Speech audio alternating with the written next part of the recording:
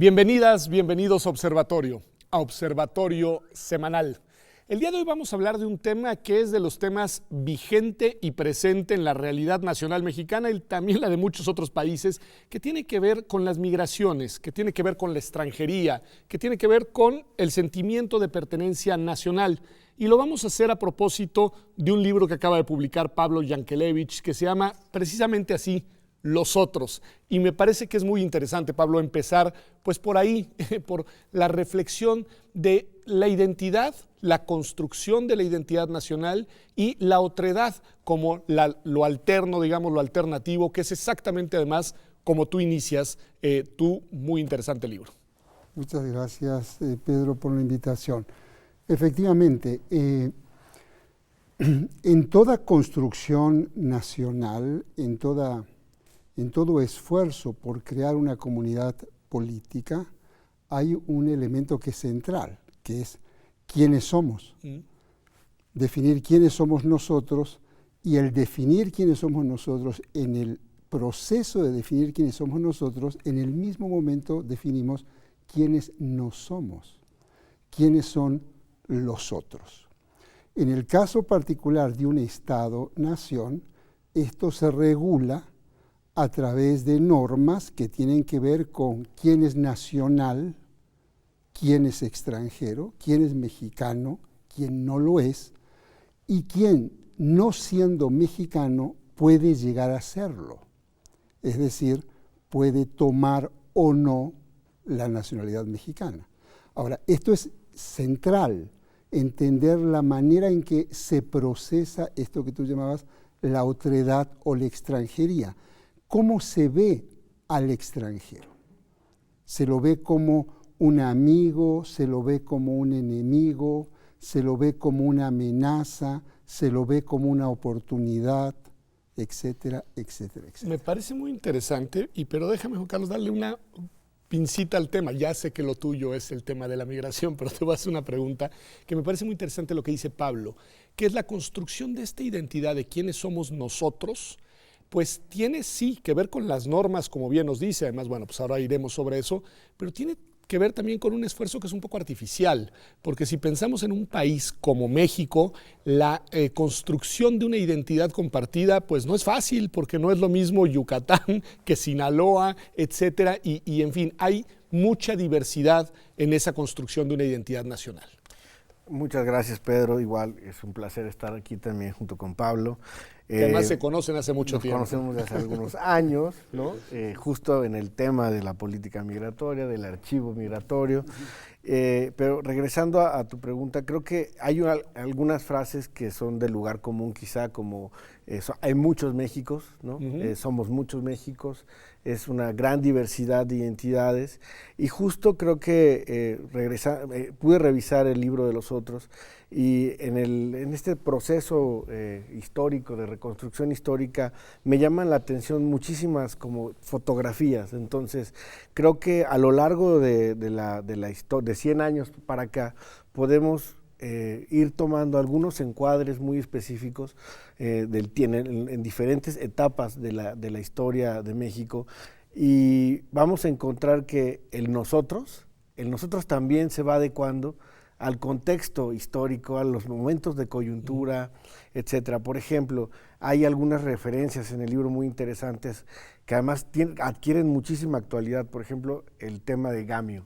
Gamio hablando sobre el nosotros, cómo se reconfigura y cómo se reconfigura nuestra identidad y nuestro mestizaje, ¿no? A propósito además del concepto de mestizaje que hoy día en la agenda pública está presente. Cómo el mestizaje iba a ser también, hablando también asociándolo con Vasconcelos, ¿no? Esta forma quizá como de esta gran diversidad de nosotros, cómo poderla construir a partir de esta identidad, que es una identidad también política, ¿no? El mestizaje como crisol de identidad nacional. Como crisol, y que tiene muchos cuestionamientos. Hoy día quizá el propio concepto no nos identifica a toda la población. Creo que cada vez también la conciencia de quiénes somos y muchos elementos que nos van ayudando a reconfigurar y a y apropiarnos, ¿no?, de nuestra propia identidad como mexicanos. También hoy día podemos recordar que apenas quizá en la agenda está el tema de la afrodescendencia, ¿no?, que también en el libro hablamos, hace una referencia Pablo sobre que en el censo de 1930 está esta clasificación, o se está la clasificación de raza, ¿no?, y luego desaparece. Entonces, pues son distintas, en diferentes momentos, distintas fotografías, podemos ir hablando de cómo se construye nosotros y cómo construimos a los otros. A ver, esa es la parte que me interesa ahora, pero porque tiene mucha razón y es muy interesante lo que platica ahorita Juan Carlos de cómo hacemos un esfuerzo de identidad hacia adentro. Y pues sí es una identidad un poco forzada, porque lo que tienes que hacer es superar las evidentes diferencias para construir un yo común.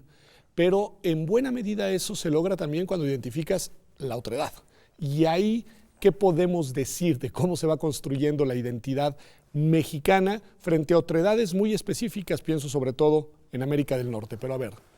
Sí, bueno, es un tema particularmente complejo y particularmente ambiguo y contradictorio, porque por un lado México convierte, a partir sobre todo de la explosión revolucionaria y de la década de los 20, con la gestión de Vasconcelos desde esta propia universidad, ¿no?, convierte el mestizaje en el ícono, en el emblema del ser nacional.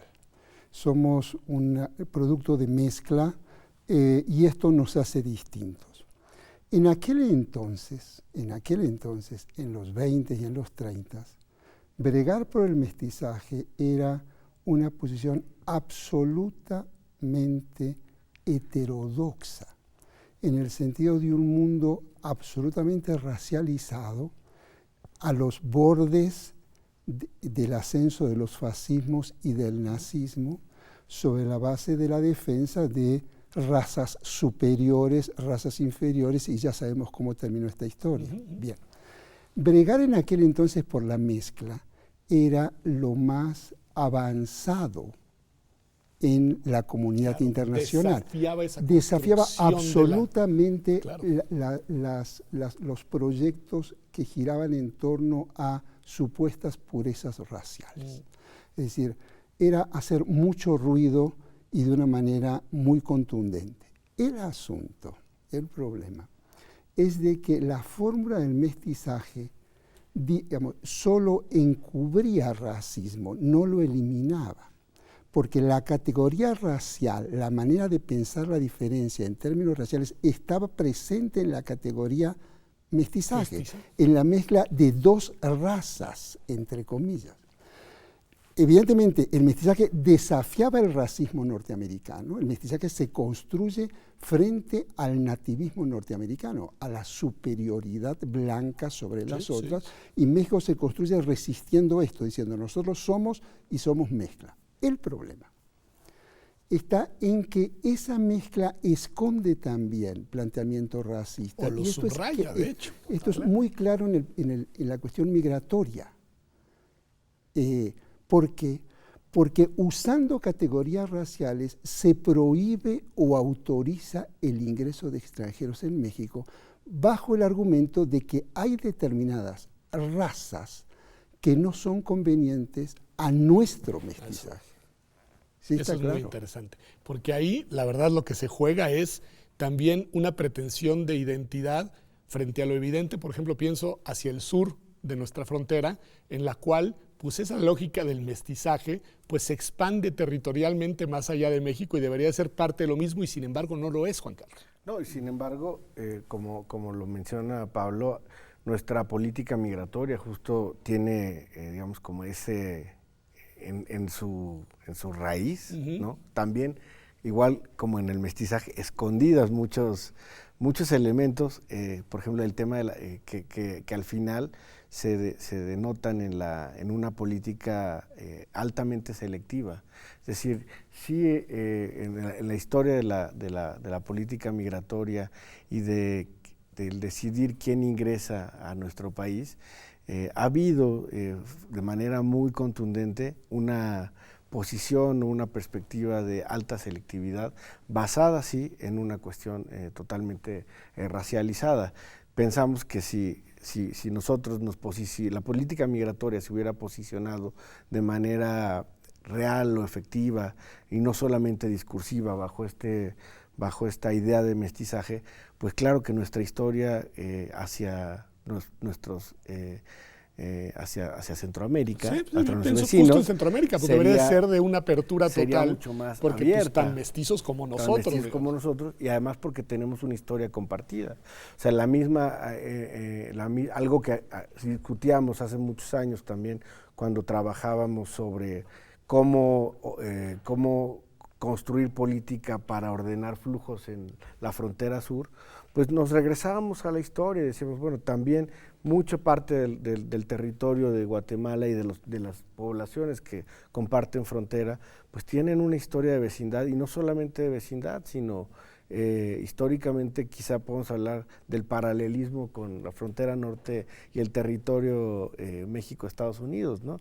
Entonces, sí existe ahí también una contradicción desde el cómo hemos ido gestionando y cómo tenemos una barrera totalmente racializada e incluso con tintes fuertemente xenófobos, y que es algo que no hemos hablado y que no ha sido abiertamente discutido, y al contrario, lo que hemos sido, el discurso que se ha difundido de manera o universalizado sobre México es que México es un país de puertas abiertas. Ya eso iré ahora, pero el punto interesante es que esta xenofobia que subraya Juan Carlos, Pablo, si no me equivoco, pues en realidad se dirige hacia nosotros mismos, es decir, porque el punto es si el mestizaje es la identidad y no recibimos con puertas abiertas a quienes también son mestizos, hay un autorrechazo en ese punto. Exactamente. Es decir, un poco la idea que anida en el proyecto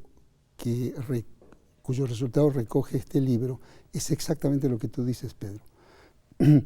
Estudiar a los otros es una estrategia o una vía para estudiar a nosotros. Claro. ¿Sí? Es decir, es estudiar a México desde los otros, desde cómo México ve a los otros, es estudiarse a México, es poner México frente al espejo. Y tú tienes toda la razón, porque lo que anida en el dispositivo del mestizaje, lo que esconde ese dispositivo en buena medida, es una manera de acercarse y de diferenciar los componentes de ese mestizaje que es muy peculiar. Solo es un mestizaje en donde se mezclan dos. Si lo forzamos un poquito, tres y reconocemos la tercera raíz afro, pero no mucho más, no mucho más. Hay gente que no se puede mezclar, que no es apta para mezclarse o no es deseable esa mezcla. Eso claramente en la norma migratoria está, no son inventos nuestros. Y detrás de esto, lo curioso, lo que descubrimos es de que hay enormes figuras de la antropología mexicana en el diseño de esta política. Okay. Pues ahí me parece que va a ser muy interesante, vamos a un corte, regresamos, ver cuál es esa política, es decir, cómo se traduce, porque lo ha subrayado y además es obviamente el eje rector del libro, mucho cómo esto se institucionaliza. Es decir, todo esto de lo que estamos hablando al final se traduce en normas, se traduce en derecho, se traduce en políticas y se traduce en acciones concretas frente al fenómeno migratorio. Pero vamos a un corte y volvemos aquí a Observatorio Semanal. Quédese con nosotros, que como puede ver, no solamente el libro, sino que el tema es un tema muy importante. Regresamos.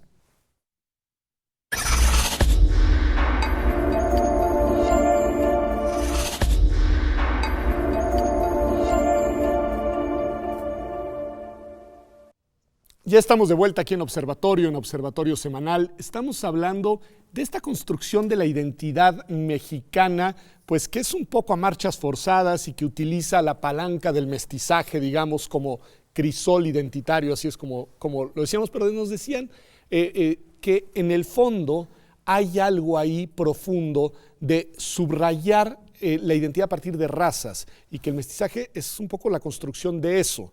Y Pablo, comentábamos que eso se traduce en normas, se traduce en política migratoria. Exacto. Tu libro traza y reconstruye la construcción de esa política migratoria en la primera mitad del siglo XX.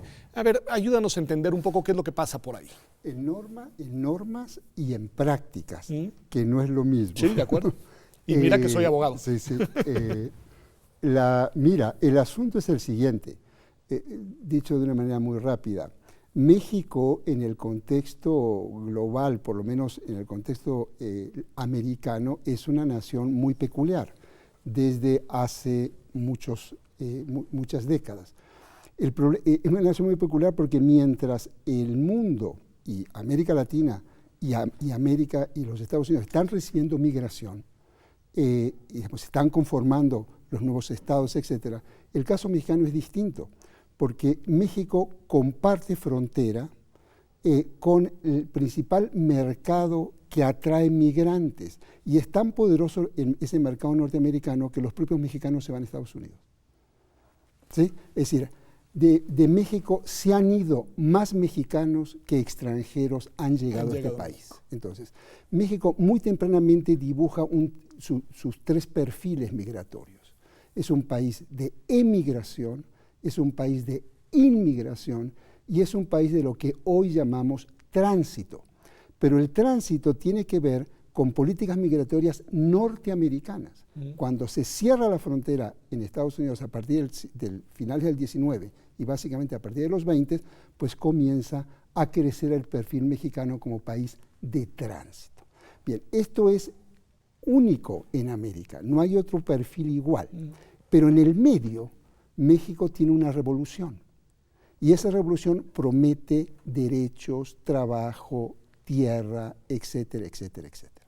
Entonces, y en el medio de todo eso hay una serie de crisis en la economía norteamericana que devuelve a México decenas de miles de trabajadores mexicanos que vienen de regreso vía deportación compulsiva.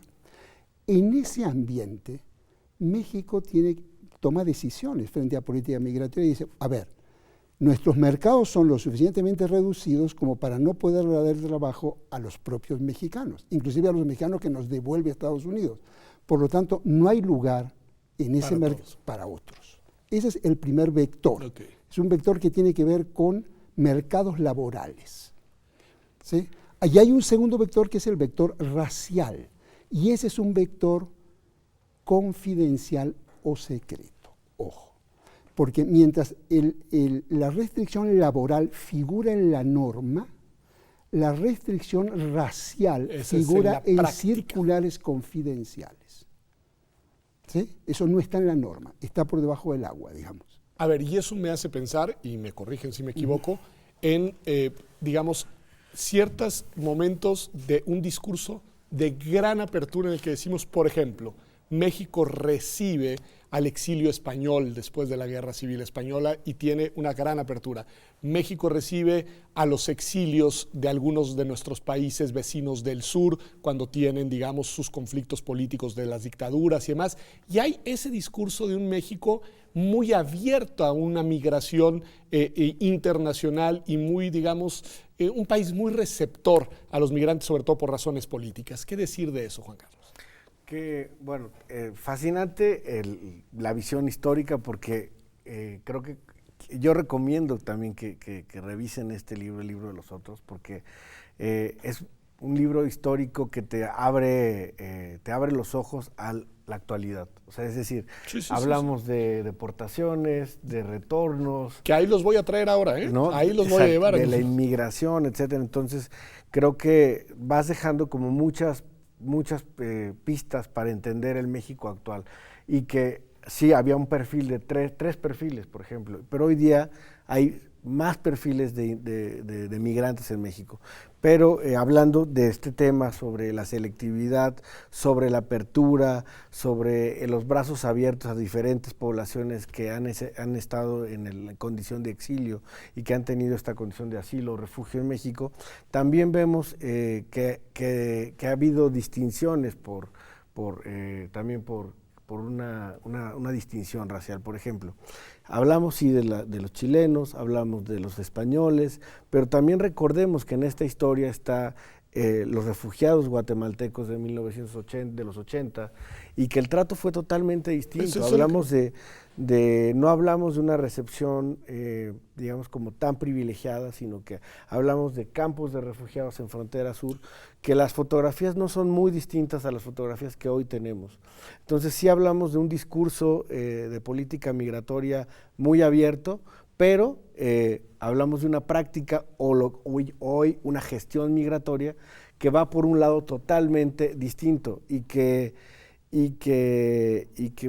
hoy podemos presenciar en Frontera Sur que mientras hablamos del acuerdo o la firma del Pacto Global de una migración segura, regular, que vela por los derechos humanos y la seguridad humana, pues lo que tenemos en la práctica, en la gestión migratoria, es totalmente la cara B, el lado B. Entonces digamos que la política migratoria históricamente, ¿no?, desde el siglo pasado a la actualidad, hablamos de discursos de apertura, pero de una práctica totalmente cerrada, discriminatoria, xenófoba y racista. A ver, y ahí es donde me interesa subrayar. Regresamos al punto, a esto último que dice Juan Carlos, Pablo, porque en efecto, hay apertura discursiva y apertura real en ciertos contextos, pero al final pareciera esta selectividad racista el criterio más poderoso pues para explicar cómo opera en la práctica la cuestión migratoria. A ver. Mira, es que hay una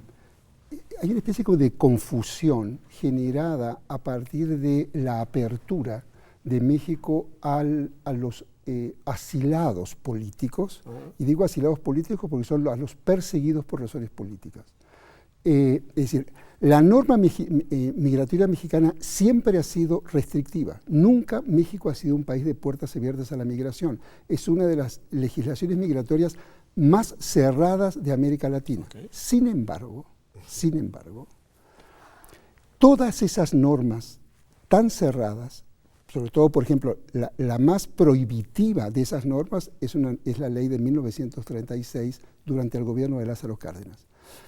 Gran paradoja. No, la gran paradoja es de que esa norma, tan cerrada como era, y todas las que le siguieron siempre tenían una excepción, que decía, ninguna de las exclusiones y prohibiciones que establece esta ley serán válidas si el extranjero es un perseguido político. Ahí desaparecía absolutamente toda la restricción. Y por amparo de esa ley del 36 ingresan 25,000 refugiados españoles.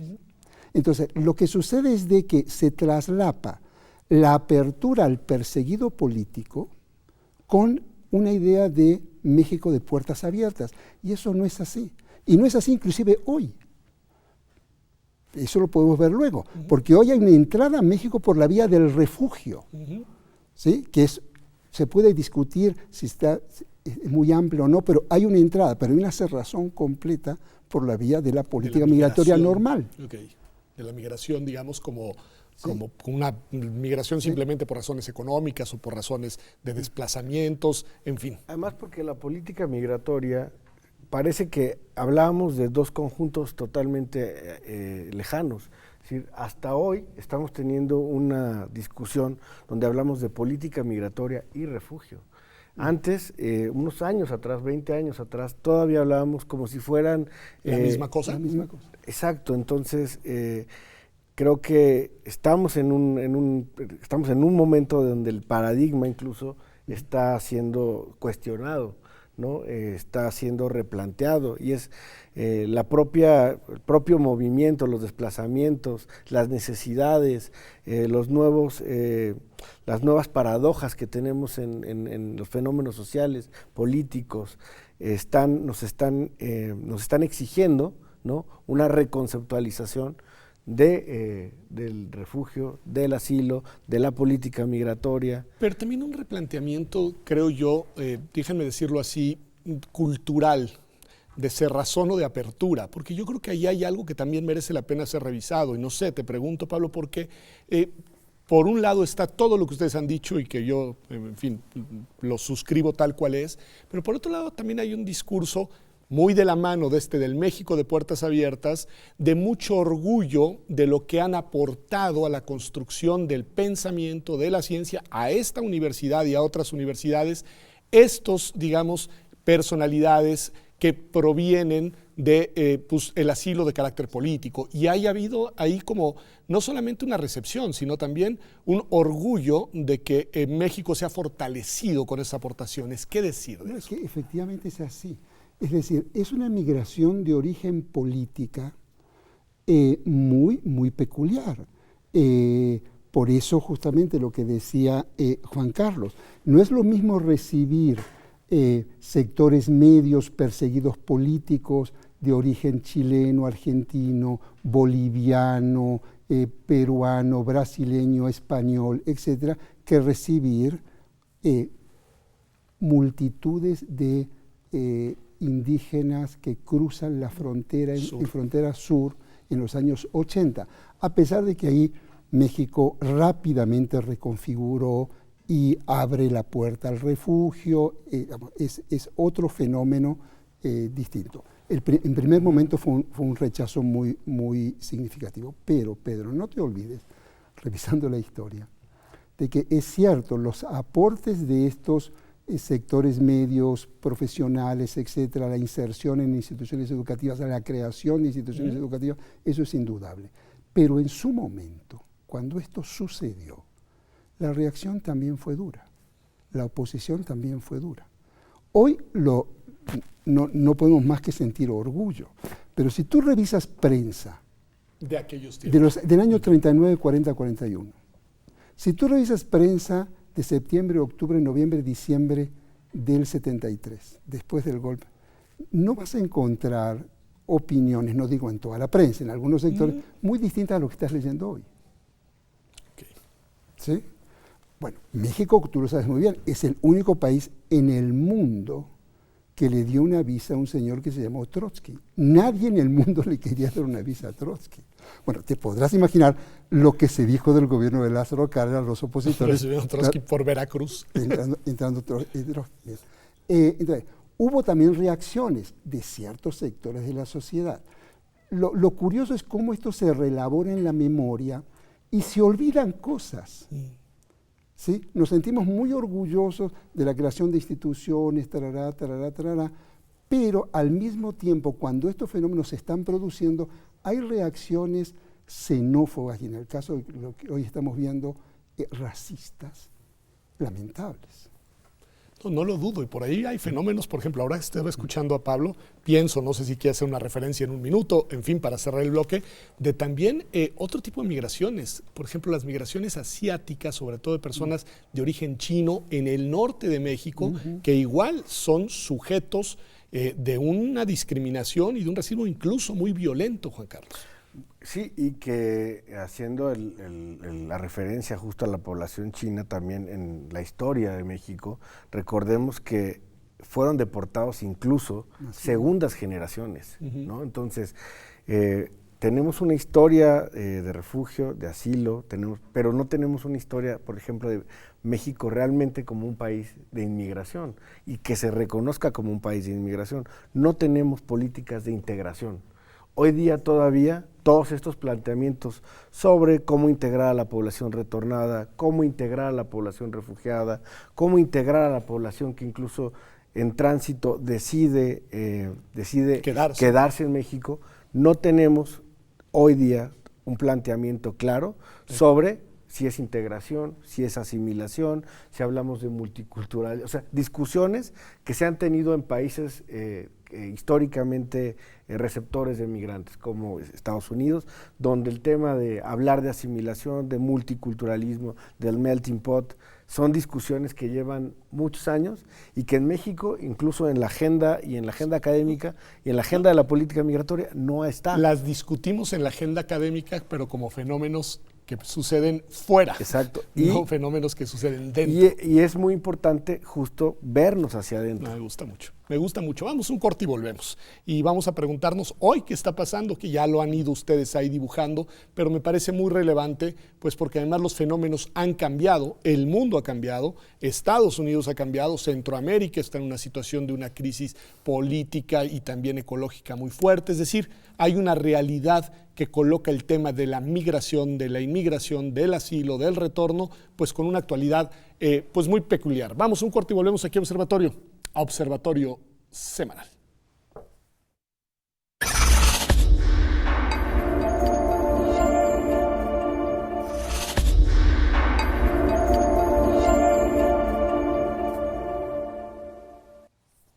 Ya estamos de vuelta aquí en Observatorio Semanal, y estamos hablando de extranjería, de migración, de asimilación, de multiculturalismo, de una cantidad de fenómenos que suceden en México, pero que nos decían ustedes, muchas veces las mexicanas y los mexicanos no los miramos. Y creo que una de las, resultados de todo esto que nos ha narrado es que las autoridades migratorias se vuelven autoridades muy poderosas. Es decir, la autoridad migratoria en México hoy es una autoridad que tiene, pues incluso a su disposición, elementos de la Guardia Nacional, que tiene recursos económicos y que tiene además capacidades de tomar decisiones determinantes para la vida de las personas, Juan Carlos. Sí, en la actualidad creo que hablamos, bueno, México se habló mucho en años pasados sobre cuál era la política migratoria de México, y era la no política, ¿recuerdan? Esa era la no, a pesar de que teníamos instituciones fuertes, pero había un no reconocimiento incluso del México con toda esta diversidad y con todas estas necesidades. Un poco por lo que nos decía Pablo, que se veía más como un país simplemente de tránsito, etcétera. ¿Sí? Pero tampoco se había reconocido como tal dentro de la política. Entonces, sí tenemos instituciones fuertes que han ido delineando el perfil de lo que queremos ser, lo que se quiere ser como país de México como nación migratoria. Sin embargo, todavía estamos como en un momento de replanteamiento. Hace pocos años, en 2014, es la primera vez que se publica desde el programa especial de migración, que es la política migratoria de manera programática, que no la teníamos, que es 5 años, un lustrito. 5 años donde no teníamos un documento que reconociera a México como una nación que tiene estos perfiles, que es un México de retorno, un México de inmigración, un México de migración en tránsito, un México de refugio, un México de emigración. Entonces, a pesar de que hemos ido construyendo una arquitectura institucional para el fenómeno migratorio y que que está anclada la Secretaría de Gobernación, ¿no? Y que ha tenido brazos, dientes para poder delinear y para poder incidir, gestionar, practicar la política migratoria, aún creo que estamos en un momento donde, aunque tenemos 100 años de gestión y de historia migratoria, todavía hoy no podemos decir cuál es exactamente la política. ¿Cuál es la política migratoria? Y hoy hablamos de que las regiones se están transformando y México está pasando por un momento muy importante donde podemos cambiar la historia si desde la política migratoria se toma una decisión que realmente tenga una orientación hacia lo que se quiere como país. Pablo, hay un concepto en el subtítulo de tu libro que me parece muy interesante, porque ya hablamos de raza, de normas, de la política migratoria, que es lo que ahorita nos subraya Juan Carlos, pero tú colocas la palabra también corrupción. ¿Qué decir de eso? ¿Por qué es un elemento que aparece raza, normas y corrupción en la gestión de la extranjería en México? Bueno, porque descubrimos un fondo documental, curiosamente, generado por la propia autoridad migratoria, es decir, investigaciones que la propia agencia migratoria hace sobre sí misma, dedicado a corrupción, y viendo cómo la distancia entre lo que la norma instituye y lo que sucede en la práctica. Que era lo que nos decías, esa ¿Sí? diferencia entre norma y realidad. Y esa distancia está mediada por la arbitrariedad en el uso del poder político y por la corrupción. Es decir, la corrupción como posibilidad de, uno, cumplir la norma, solo y si pagas lo que hace falta que pagues para que la norma se cumpla, para que te den una visa, o bien la corrupción para violentar la norma, para ingresar sin que te den la visa.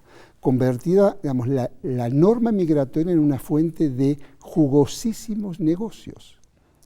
Entonces, en una estructura que atraviesa el conjunto de la burocracia migratoria, lo que nosotros vemos en la documentación, desde los estratos más bajos, el guardia en una agencia migratoria en Navajoa, ¿sí?, hasta un gobernador, un jefe, un ministro, un secretario de Estado, etcétera. Atraviesa el conjunto de la norma. Todo tiene su precio.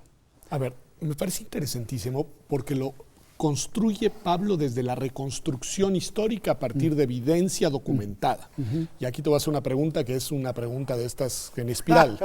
No, que es, podríamos suponer, porque no lo podemos saber, que ese tipo de prácticas de corrupción siguen estando presentes hoy. Sí, no, sí, totalmente. Podríamos suponer que esto es un continuum, ¿no? Okay. O sea, y aunque hemos pasado de diferentes legislaciones, normatividades, lo hablábamos hace rato, pasamos de... Antes hubo un momento en el que la política migratoria se gestionaba a base de circulares internas, ¿no? Y que estas circulares internas se prestaban justo o se prestan a la discrecionalidad, a la toma de decisiones desde la alta burocracia o desde la ventanilla, y que finalmente es como se expresa realmente la práctica y la gestión migratoria. No lo podemos saber, pero en el trabajo que realizamos, por ejemplo, desde el SUDIMER de trabajo de campo, este año que hemos estado siguiendo muy de cerca, haciendo un tracking diario, continuo, sobre lo que sucede en la frontera sur, en frontera norte, en el medio del país, en Hidalgo, en Estado de México, con el tema de los trámites y de cómo han aparecido algunos fenómenos o se han visibilizado, por ejemplo, el tema de los cubanos o los extracontinentales. Vemos que había una serie de prácticas de corrupción, ¿no? en la forma en la que se regularizaban, se les daba un oficio de salida, pero el oficio de salida, aunque podría ser gestionado por la persona directamente en ventanilla, hay toda una estructura de gestores que están organizados entre abogados, gestores, burocracia a nivel ventanilla, okay. lo que narra de manera histórica en los otros. Y Pablo, lo podemos Pablo, hoy. Es fascinante mirar desde el libro los continuums, ¿no? en este tipo de prácticas y cómo el diseño de la política migratoria sigue dejando estos huecos, ¿no? O estos vacíos en los que cabe todo esto. Pablo, una pregunta de política de mucha actualidad, que tiene que ver con el tema migratorio y es más una opinión. Al inicio de este gobierno, el presidente de la República actual en México tuvo un discurso de mucha apertura a la migración. Dijo, México va a ser eso, un país que va a recibir, que va a dar oportunidades de trabajo, que va a generar además posibilidades de asentamiento. Eso tuvo varias reacciones, pero la más importante y la que te quiero preguntar es una política totalmente en sentido contrario por parte de los Estados Unidos, que se terminó traduciendo en una política de facto en México absolutamente de cerrazón. ¿Cómo lees estas contradicciones? Sí, mira, es que el asunto es verdaderamente complejo, porque uno dice políticas de puertas abiertas a migración, perfecto, a migración que quiere radicar en México. Pero el problema de México, de esta migración, es que son caravanas de flujos de gente que no quiere estar en México, que quiere transitar por México para llegar a Estados Unidos. ¿Sí? Entonces, es un problema muy complicado. Es decir, cómo procesar flujos que no quieren permanecer en México y que la única posibilidad que tienen de pasar a Estados Unidos es o de manera irregular o a través de una rendija cada vez más estrecha que es el asilo del otro lado. Entonces, lo que el presidente en un primer momento hizo fue abrir, cuando venían estas primeras caravanas, y entregar una visa que es una fórmula migratoria que está contemplada en la nueva ley, que es la visa humanitaria, ¿sí? Que es una visa, digamos, de espera, de ver, mientras se resuelve tu caso, te damos esto. Y esta visa te permite alguna regularidad, trabajar si fuera el caso, pero te permite alguna regularidad para transitar hacia el norte. Bueno, esto tuvo un alto, y el alto fue una literal extorsión del gobierno estadounidense, diciendo esto se acaba o se acaba. Entonces, ¿qué está haciendo México hoy? Yo me limito a lo que establece la norma, está aplicando la norma. Políticas de puertas cerradas. Es lo que la norma Lo que dice. siempre dicen ustedes, que en realidad existe en la norma. Eso está aplicando la norma. Podemos decir, bueno, está violentando, está estirando demasiado, hay militarización, todo eso lo podemos ver. Pero la norma no es de puertas abiertas. Está aplicando la política real, digamos. Exactamente.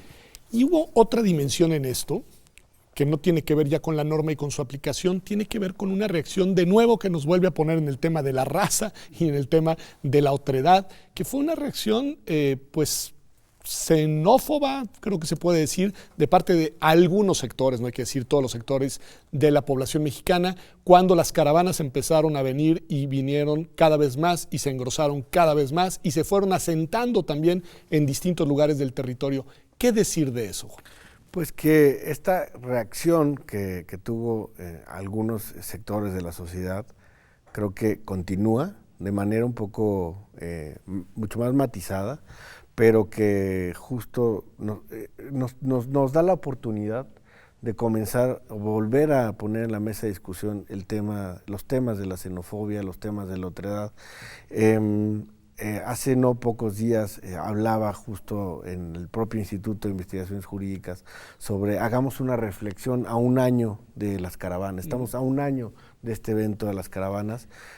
Todavía en la opinión pública está el tema de lo que llamaron, lo voy a decir así, Lady Frijoles, que es esta persona de origen hondureño que en cadena nacional se quejó de la comida y que a partir de ahí vinieron unas reacciones totalmente a veces inexplicables, de odio de las personas, de un rechazo total. Por ejemplo, estos discursos sobre les estamos dando de comer, les vamos a dar acceso a servicios de salud, cuestionamientos sobre por qué ellos y no nuestra propia población. Entonces, creo que no es una reacción que fue de un momento, sino es una reacción que ahí está y que vale la pena generar acciones, sobre todo para informar, sensibilizar a la población, y creo que es un momento en el que México, como en general, tenemos una oportunidad, ¿no?, de realmente poner un espejo sobre nosotros, hacer esta reflexión, porque incluso personas o familias que tienen familiares en Estados Unidos no hacen esta autorreflexión, no lo piensan del otro lado. Entonces, estamos en un momento que nos brinda mucha oportunidad para reflexionar en este sentido. Una última pregunta, Pablo, que tiene que ver con esto, el asilo de Evo Morales y lo que generó. A ver, es último punto. Mira, es verdaderamente sorprendente, pero como uno tiene el defecto de ser historiador, no puede más que revisar la historia, y lo que México ha hecho con Evo Morales lo hizo en muchísimos otros casos, y las reacciones no fueron muy distintas. Es decir, hay una cuestión que es central en el territorio de la política exterior mexicana, que tú eres abogado y hay un mandato constitucional que obliga a respetar ciertos principios de política exterior, ¿sí?, que tienen que ver con la vigencia de los derechos humanos, la negociación internacional, etcétera, etcétera, etcétera, la no intervención. Bien. Como parte de esos principios hay algo que se llama asilo político, que es muy viejo en México. Desde el año 28 existe la figura jurídica de protección humanitaria vía asilo político. Y se ha dado asilo político a cantidad de gente, es decir, no son muchos. Nosotros llegamos a computar que por la vía del asilo diplomático en la historia del siglo XX mexicano no hubo más de 3.000 personas, 3.000, pero hubo algunos muy importantes, ¿sí? Hubo algunos jefes de Estado, hubo un señor que se llamó Trotsky, otro señor que se llamó Arbenz, otro señor que se llamó Héctor José Cámpora, o la viuda de Salvador Allende, etcétera, etcétera, etcétera, etcétera. Y por mucho se hizo lo mismo, se mandó aviones. Bueno. Y hubo algo que se olvida. Algunos de estos asilados fueron asesinados en México, o hubo intentos de asesinatos de ellos en México. Algunos perdieron la vida. Trotsky. Julio Antonio Mella, lo mataron en este país. Bien. De tal manera que se custodia a alguien sobre el cual se presume que puede haber un atentado, tampoco es nuevo. Muy interesante. Me parece genial esa visión desde la historia y desde la reconstrucción, digamos, de un proceso de cultura en torno a la migración que, por lo que pude entender el día de hoy y gracias al libro de Pablo, si bien la realidad ha cambiado mucho y los fenómenos son distintos, en realidad quizá las bases de la construcción de la identidad y la otredad en México siguen subsistiendo. No me atrevo a decir inmutables, pero sí me atrevo a decir que con unos asideros muy fuertes, en un origen en el que el tema del mestizaje se convirtió en realidad en un mito discursivo y no necesariamente en una realidad cotidiana, bien aceptada por todas y por todos hasta el día de hoy en este país. Muchas gracias por habernos acompañado y en verdad, lea Los Otros, que creo que es una estupenda manera de poner ese espejo desde el pasado para mirarnos en el presente en México. Nos vemos aquí, como todos los domingos, la próxima semana en TV UNAM, en Observatorio Semanal.